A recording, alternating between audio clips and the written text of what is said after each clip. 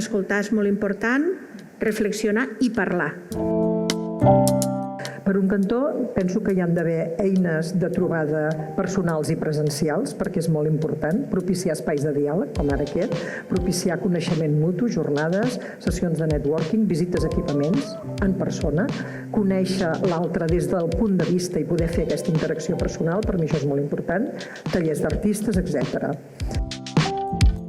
Democratització de la cultura, no? O descentralitzar la cultura de les capitals d'estat, no? Seria una mica això. Doncs també aquests espais de networking que estiguin fora d'aquestes capitals d'estat, que estiguin repartits i que siguin accessibles